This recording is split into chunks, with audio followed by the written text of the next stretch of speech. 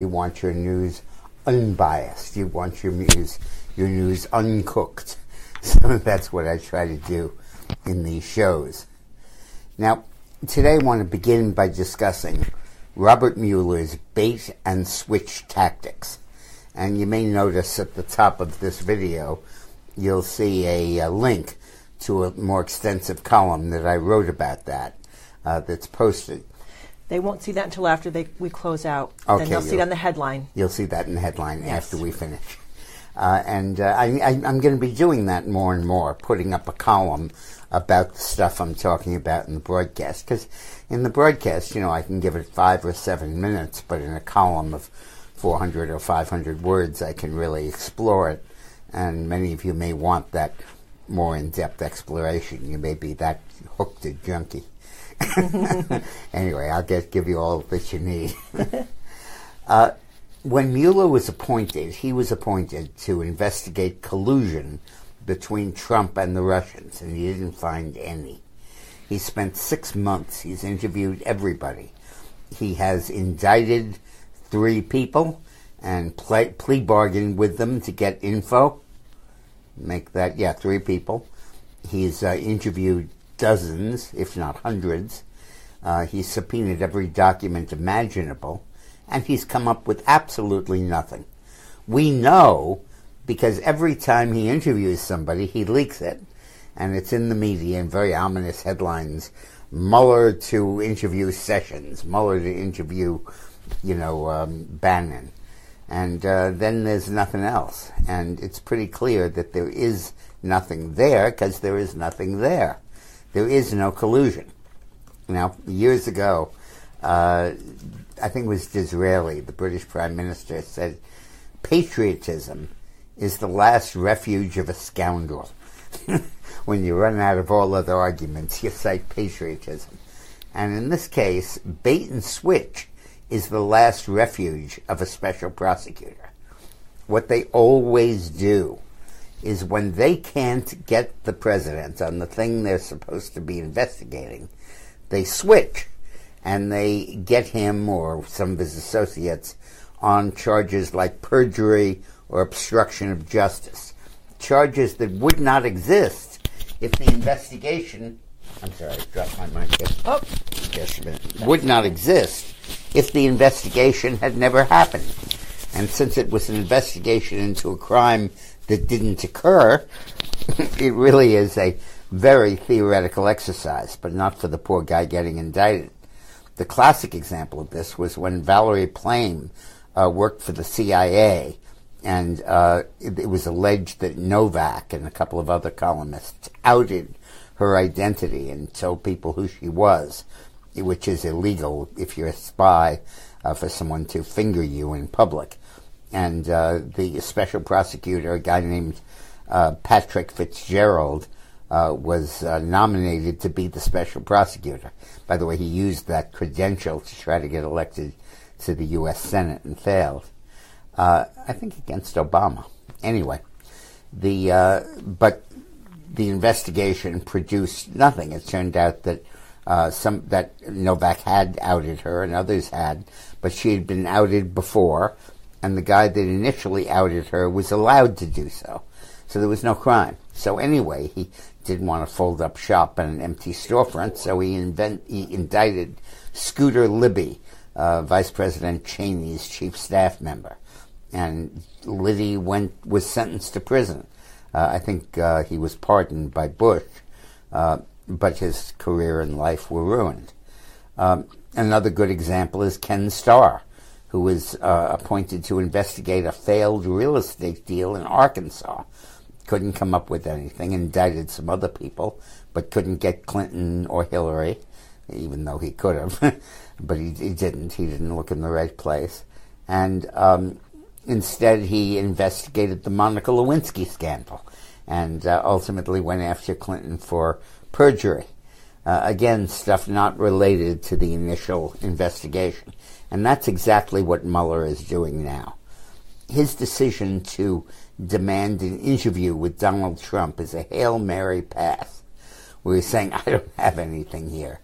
But if I can interview Trump for 3 or 4 hours And you know how Trump is. He's bombastic and he says things that are true, but not literally the case. And in the cold light of day, reading over his remarks, you might find stuff that he says that isn't completely accurate. And Mueller is counting on that so that he can find instances where he claims Trump perjured himself, lied to him, and that'll then be the big case and the basis for impeachment. The underlying thought behind Mueller's approach is to accuse Trump of obstruction of justice. Now, first of all, if there was no crime, what's the justice? Okay? And if the investigation was into nothing, how can you obstruct it? But beyond that, Donald Trump is President of the United States with a broad range of powers and mandates, one of which is to protect national security, one of which is to protect homeland security, one of which is to stop the spread of crime. All three of those mandates have to be discharged through the Department of Justice and the FBI. And if Trump is making managerial changes in either of those agencies, it's not because he wants to cover up Mueller's investigation. It's because he needs to discharge those duties and those responsibilities. And they're not obstruction of justice. They're putting his own people in place so that he can run the government. But according to Mueller, there's nothing going on but his investigation into nothing, and therefore all of Trump's actions can be chalked up to obstructing his investigation. Trump is supposed to have hands off, say, I don't care who the AG is, I don't care who the FBI head is, I don't care about crime stats, I don't care about homeland security, I don't care about national security, I'm not going to touch this. I'll leave it just as Obama left it so I don't interfere with Mueller's investigation. That would be a hell of a note to leave office on. So that's what Mueller is really focusing on. And we have to understand that. We have to understand that there is nothing there. Now, the best way to derail him is to attack his flank. The way to attack his flank is to go after the FBI, where he used to be the head and where he really is an FBI guy, and to show that there's a culture there and a deliberate conspiracy that was hatched there. Do you have my book here? Yeah, yes. And we exposed that in our book, Rogue Spooks, the most prescient book we've ever written. Every single thing that's happening every single day is right in there, predicted 8 months ago, and what the next steps are predicted too. So get a copy at Amazon or Barnes and Nobles. And what he's trying to do now is to salvage his investigation by going down that route. And he's counting on a compliant and complicit media to let him do that. Oh, yes. We have a question here from Peggy Lockwood. She asks, is it possible Mueller, Comey, etc., including Lynch, actually made monies from that Uranium One deal? Has anyone checked into that aspect? No one has, and I doubt it, but it's possible. Okay. And Jimmy James Flame asks, why haven't we heard any information on reporters and networks being complicit in the soft coup, pushing the narrative endlessly? Yeah, well, that's the title of my book, Rogue Spooks, the intelligence coup against Donald Trump, working with the media. In the old days, the media would get leaks that come in over the transom and they look at it and follow it up. Now the whole deal is, you publish this phony dossier. You get wiretap warrants based on that phony dossier. You eavesdrop on Trump and his people. You find out what's going on. And then you leak it to the media.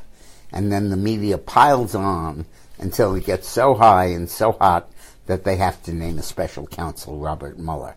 That's the game. That's what's going on. We have a question here from Peggy Vaughn. There we go. Thank you for keeping us updated on all the deceit and lies. We need someone to answer for all this corruption. Do you think it will ever take shape? Yeah, well, thank you, Peggy. Yeah, it's taking shape in front of our eyes. That's what makes this so exciting. We're watching it go brick by brick by brick. There's a new development today and yesterday that was really interesting. You know, these two star-crossed lovers, Peter, how do you pronounce it? Strzok.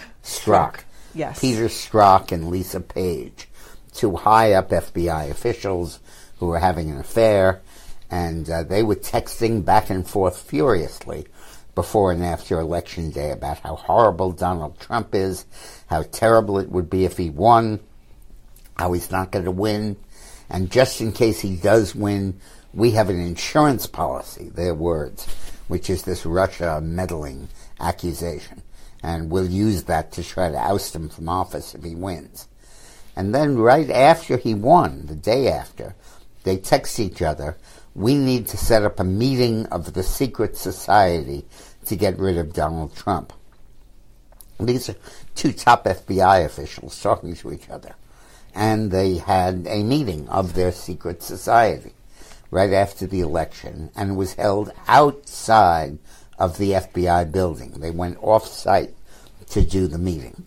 And I don't know if it was the first meeting, and I assume it wasn't the last, but the allegation that we made in Rogue Spooks and others have followed with, that there is a plot and a conspiracy, a conscious meeting of the people and of the minds to pursue these phony charges, is being increasingly validated, in this case by the fact that these two and their confederates, who probably include Comey and Muller and Rod Rosenstein and Andrew McCabe and Bruce Orr, the top justice officials and FBI officials, all of whom have been implicated in this phony charge, in this phony investigation.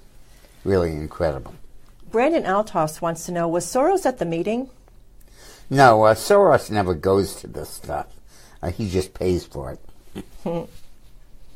And Del Volpe asks, how could these two be having an affair when all they did was text 100 times every day? Oh, that's a joke. Sorry. Well, there must be some position where you do it while you're texting. I never read that in the manual. I'm too old. Oh, boy. Okay, now, the Republican, oh yes, of course, the Republican committee, the House Intelligence Committee, bipartisan but chaired by the Republicans, really is now unloading on the FBI. And the chairman of the Intelligence Committee of the House and the Senate and the Homeland Security Committee are all really zeroing in on the FBI, demanding a special prosecutor. And I think that as these demands pile up, you're going increasingly to have to see one. And then really all hell does break loose. They're citing, first of all, the missing 5 months of text messages between Strzok and Page. Totally missing. And they go from mid-December to mid-May. Now, in mid-December of 2016, Trump had just been elected. The accusations of collusion with Russia had just been developed, and the whole thing was beginning to hit the fan. By mid-May, it had metastasized into such a serious story that Mueller was named as special prosecutor. And during this entire period, when eavesdropped, illegally wiretapped information was cycled through the FBI and spit out to the media, phony and real, to gin up sentiment about this so-called scandal. During that entire period, the emails between two key actors in the situation, the folks that would have actually implemented this plan, members of the secret society, somehow got lost. And this reminds me of the Nixon tapes, when 18 and a half minutes of it was erased because Rosemary Woods, the typist, erased it inadvertently while she was typing. There was a newspaper photo of how she could have done that with her foot on the pedal and her hands on the keyboard. It's something like this. And everybody knew that that was a facade, and this is a facade too. You know, when Hillary lost the billing records in Rose Law Firm, where she was complicit in doing a phony real estate deal, and she defrauding the federal government, indictable, and somehow or other she lost the billing records that show she worked on that. Then there's the secret society, the meeting that these two are convening, and then there's the mention in the emails back and forth that the Russia investigation is our insurance policy in the unlikely event that Trump is elected. If he's elected, we can throw him out using this scandal. And then there's the misuse of the FISA warrants, that there are many instances recorded in a memo that I hope will be released soon, in which Obama used the FISA warrant to wiretap people in the Trump operation, the Trump transition team, and maybe members of Congress, and then used that information to go after them, including getting the names unmasked so they didn't have the protection other Americans do against that warrantless wiretapping, which is that their names can't be disclosed. These names were, like Mike Flynn, the almost and former NSA advisor. Then you have Bruce Orr, the number 4 guy at the Justice Department, the Associate Attorney General. His wife works for Fusion, that's preparing the phony dossier. He meets with Christopher Steele, the spy that's writing the dossier, 2 weeks before the election, probably to feed him info and to try to get the dossier published. And then he meets with Simpson, the head of Fusion, 3 weeks after the election, about the dossier as the final chapter in the dossier is being written. This level of FBI involvement with the preparation of this outrageous document is another key element that needs to be investigated. And finally, how Mueller completely sat on his hands during the entire Uranium One scandal and the Russian spying to get access to our uranium. Never released it, made sure that nobody knew about it, so that we could not put in proper context the bribes that Hillary and Bill were getting to vote in favor of this Uranium One deal. All of that is now coming together and fomenting in a demand for a special prosecutor. Dick, Thomas Hillenbrand wants to know, should Trump decline the Mueller interview? Oh, yeah, absolutely. He must. He must. He should not go into that interview. If he goes into it, it's a perjury trap. It's an obstruction of justice trap. I guarantee you that if he goes into it, they're going to find something, and that'll be a basis for them attempting to impeach him. That's the whole purpose of it. Should the bear enter the bear trap? That's the question. By the way, Rasmussen has a poll out that says that by 49 to 31, Americans want a special prosecutor to investigate the FBI. Now, what that means is that Republicans are all for it, hardcore Democrats are against it, and independents are undecided or leaning in favor of the investigation, which really is as close as you get to a go-ahead signal as you can have. Joni Willer asks, is Gowdy deep state? Why does he trust Mueller? Oh, no, Gowdy's not deep state. Gowdy is one of the key people in outing all of this. And he doesn't trust Mueller. His whole approach is to examine what's going on. He may have said nice things about Mueller. Everybody did when he was appointed. It's kind of a rite of passage in Washington. They praise you till they cut your head off. But no, he is deeply suspicious of what's going on. And Mark Hansen asks, what ever happened to Campbell? A lot of people are asking that. I've been thinking that more and more. One theory is that he's afraid for his life, that he was actually threatened and that he's in hiding. Another theory is that they're going to use his testimony in a criminal trial, so they don't want it to be aired in public. But we need to get that testimony, and they've teased enough about it, and they better start producing it. And I think it's important that we realize that we are indeed paying attention. Now, one of the things that's a point of controversy these days, as I said, is the misuse of FISA by President Obama. And as a result, and the Intelligence Committee members, who work very hard, have been studying this for month after month after month. And they put together a memorandum listing all of the examples of the misuse of the FISA process for illegal wiretapping, approved and witnessed and initiated by President Obama himself, and the unmasking of the names of these who were victimized by the wiretap. Now, the House Intel Committee has distributed this memo to each of its members, but they are not leaking it, which is good. But we demand the release of that memo, where the taxpayers were entitled to see it. So please go to dickmorris.com and sign a petition. We've been collecting signatures yesterday and today. We're up over 10,000 to release that information. It's our right to see that, to release the FISA memo. dickmorris.com. Yes, and I'm going to pin it in the comments here, and it's also on both of your Facebook pages. Okay, so good. Everyone should be able to find them. Now, there is increasing evidence that while all this controversy is bubbling on the surface about the FBI, that Christopher Wray, spelled W-R-A-Y, Trump's appointee to succeed Comey as FBI administrator. A whole bunch of the viewers said they've already signed the petition. It's awesome. Good for you. These petitions make a difference. You've seen it. You know, we demand something, and after a while it happens.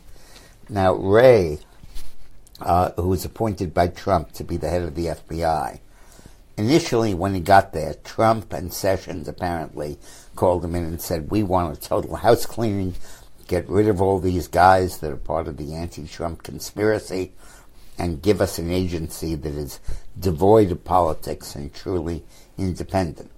And Wray was conflicted. He wanted to do that. He supports Trump and likes what he's doing.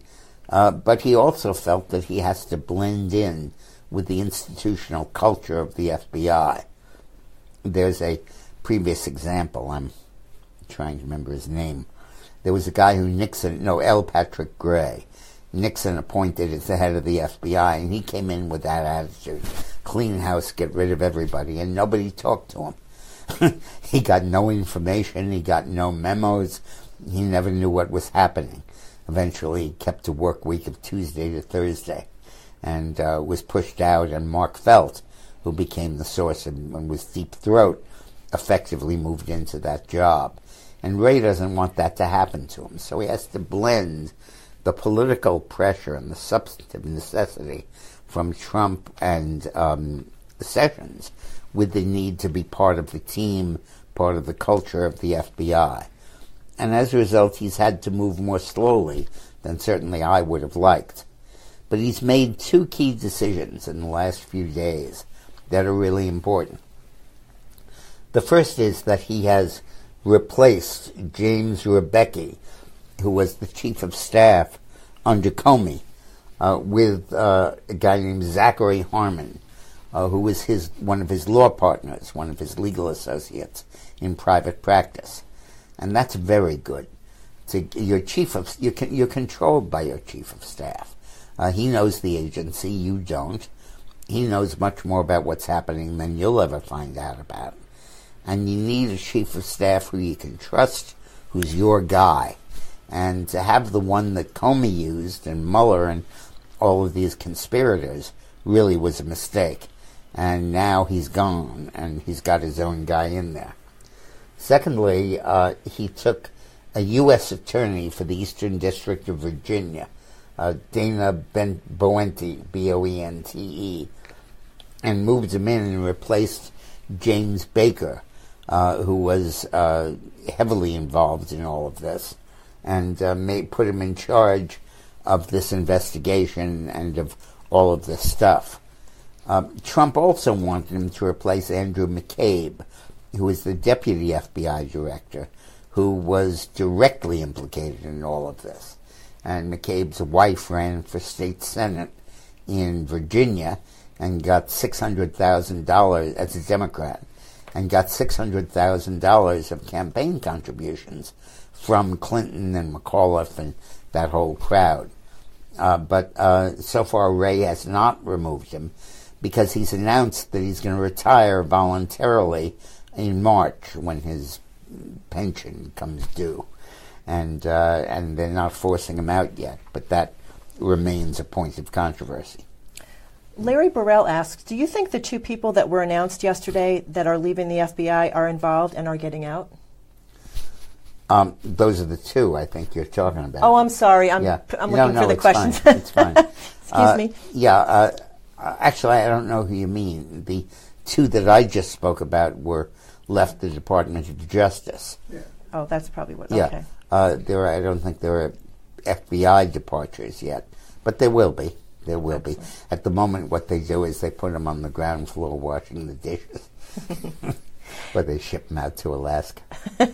And Becky Forbes wants to know, how do you think John McCain and Jeff Flake fit into all of this? Oh. Well, Becky, Becky Forbes. you come back tomorrow, Oh. and you watch my broadcast of Deep Six tomorrow, and I'm headlining how John McCain got his revenge against Donald Trump by putting out this information in the dossier. And just finishing the column when I came upstairs to do this broadcast. Charlie Denton said he's happy that you're healing from your surgery. A lot of people Good. are chiming in on that. So Doing well. you're doing great. Now, some developments from overseas. There has been a seismic shift in American attitudes toward Israel. The Pew Research asked people, who do you sympathize with more, Israel or the Palestinians? Now, overall, the numbers are pretty constant. Americans side with Israel by 46 and the Palestinians by 16. But within that, there has been an enormous change. 3 years ago, Democrats sympathized with Israel 43 to 19. Now, they sympathize with the Palestinians 27 to 35. Literally, those who identify themselves as Democrats now say they have more sympathy with Palestinians than they do with the State of Israel. And by the way, the more liberal Democrats are driving that. Conservative and moderate Democrats still trust Israel, but the extremes of the Democratic Party are driving that concern. Vice President Pence gave this amazing speech before the Knesset, I think yesterday or the day before, where he invoked a lot of biblical language to talk about Israel's right to inhabit Israel or Palestine. He talked about it as the will of God. He spoke about the promise to Abraham and Isaac, and he spoke about it in very moving terms. It was probably the most explicit and evocative comment by a non-Jew. And at the same time, there's a very interesting piece of information about religious identity in the United States. The total number of people that identify with a religion has dropped, but the total number that are spiritual and pray and have this communion with God has increased. And the thing that was fascinating about that is that among those who describe themselves as very religious, the number who pray several times a day has gone up from 38% to over 50%, meaning that those who are religious are far more participatory. And then the other phenomenon that bears on what I was talking about is that apparently there is an enormous upsurge in Christians, Republicans, who identify with Israel, support it, and see Israel's mission as their own, which is quite something in a world that has been and is now plagued by anti-Semitism, to have so many Christians backing up the Jews in their support of Israel. It's very heartening to see. Well, Jackie Cohen just wrote in. He's actually watching right now from Israel and said that Vice President Pence is awesome. Good. Yes. And Anthony Trump, Tromp, asks, how can Peter Strzok afford the lawyer David Boies? On a government salary? Who is paying for that? Follow the money? Yeah, that is a great question. Hey, man, who wrote that? Anthony Trump. Hey, Anthony Trump. Maybe you misspelled your last... How do you spell it? Tromp. Trump. Trump, yeah. Trump. Maybe you misspelled your last name, Anthony, but that's a damn good question. Maybe Soros. Maybe Boies is doing this for free for the publicity, but I doubt that. I'm a pretty good friend of one of Boies' law partners, and he doesn't do a whole lot for free. And that is a great question. how we can do that. Who's paying for it? Great question. Let's all pursue that. Thank you. Excellent. Now, Tillerson, Secretary of State, made a comment the other day that I thought was great. He said, ISIS has one foot in the grave. He said, now we're going to put the other one in the grave. You know, it amazes me in American politics that when you succeed at a problem, it goes away and nobody gives you credit for it. I used to say that to Clinton. I would say, you were elected to fix the economy. You obviously have. 30 million jobs created during your 8-year presidency. Of course you've done that. But nobody gives you credit for it because once you solve a problem, it goes away. They like what you did on the economy, but that's yesterday's news, and today they're turning against you because of Lewinsky and morality and stuff like that. Nobody elected you president to be the poster child for American family morality. They elected you to fix the economy. And what always happens is the president usually succeeds at what he's elected to do, and then everybody forgets about it, and they're all focusing on the stuff that he failed to do. Well, Trump was elected, and one of his core campaign promises, one of the big 4 or 5 ones, was to defeat ISIS.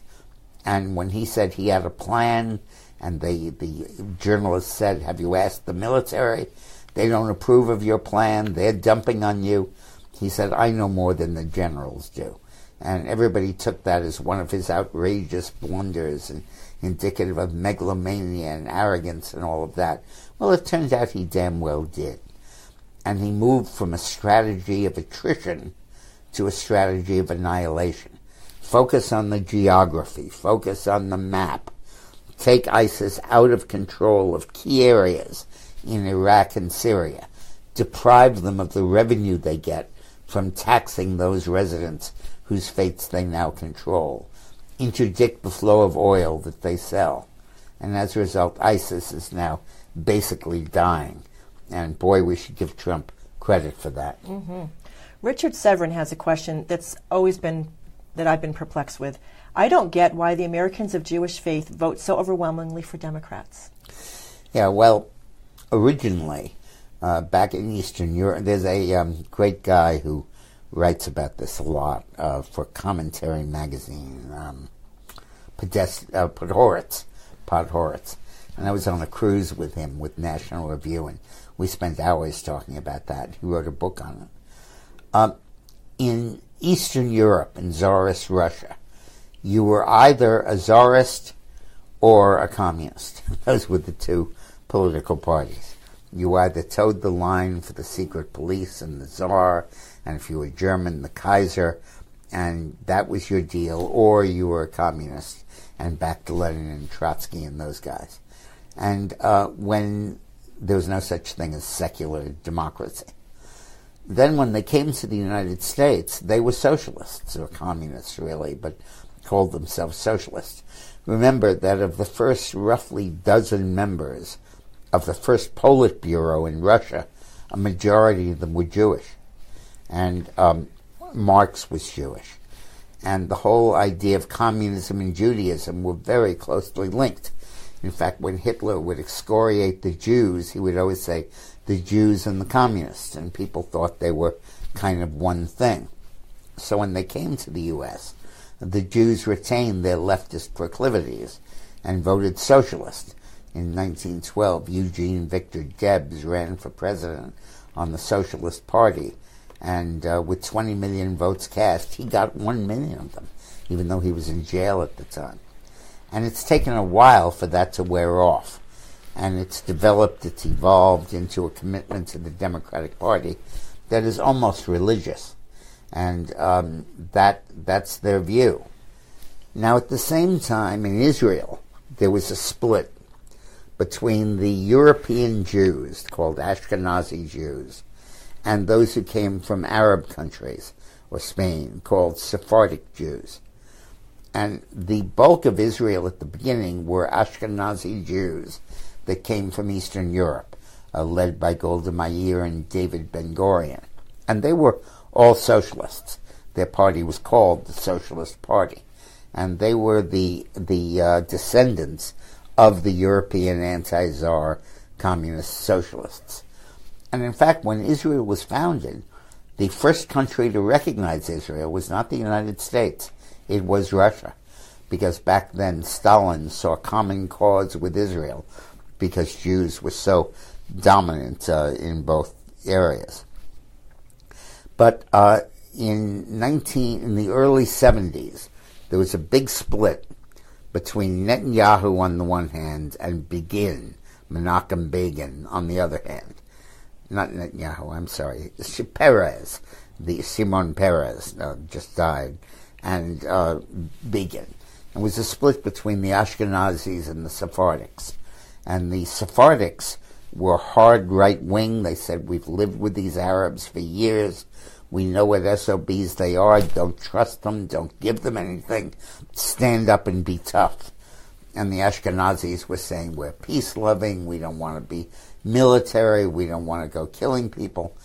And that split prevails today in Israeli politics, where Netanyahu is the Sephardic and Livni, a woman, is the head of the Labour Party, who's more or less socialist.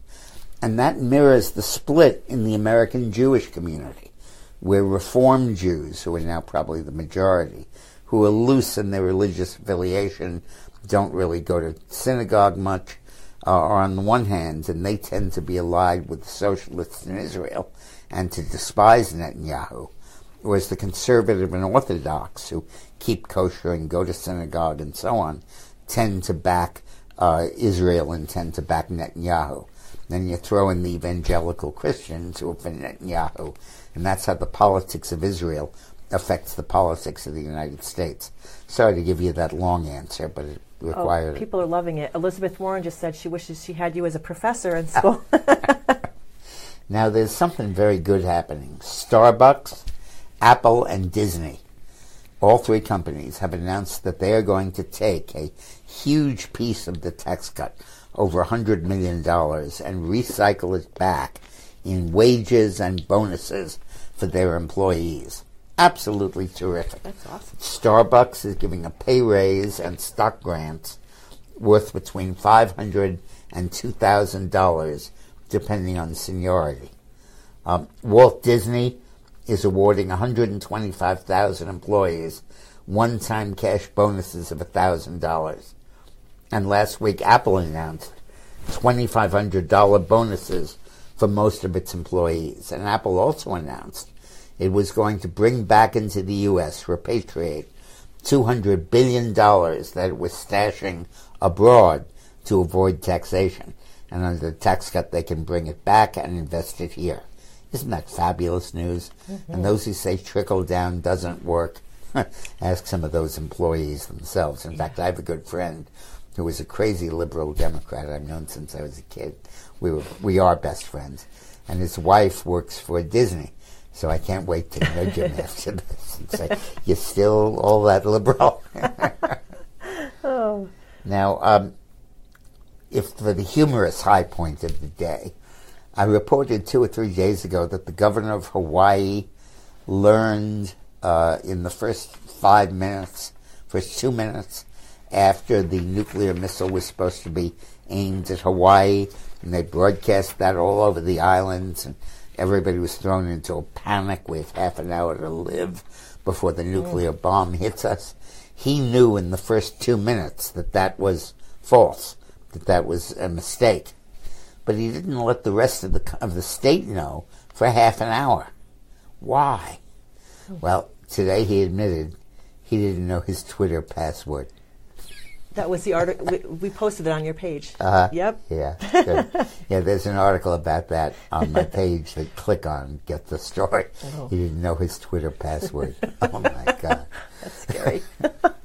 Well, Brittany Pearson wants to know, she's wondering if the military and the like receive back pay, such as when the government shut down those 3 days. I keep hearing everyone go on and on that they worked for free. Is that the case? Brittany Pearson? No, when the shutdown happens, they divide into essential and non-essential employees. I don't know why they don't just fire all the non-essential. It's Washington. and the essential get paid and go to work.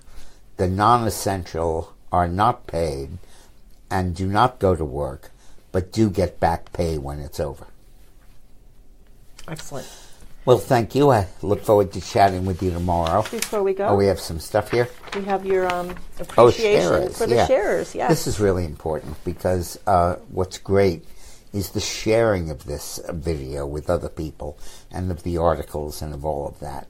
And it's really important because we're trying to build a real competitor to Fox News here. And the more we can get of that, the better we are. We're now getting about, yesterday's video had 175,000 people who watched. And Fox in the daytime gets about 400,000. So we're hot on their trail. And growing every day. And we want to thank Dave Hardy, Kathleen Curris, Patty Coyne, Coyne, and Bernie Hunt for sharing. And actually a Facebook page, the Wisconsin Conservative Digest. They're sharing your stuff. Wisconsin Conservative Digest. That's good payback. I worked hard to keep Scott Walker in office when they tried to recall him in Wisconsin. Well, good for you guys. Thank you so much for helping. See you tomorrow.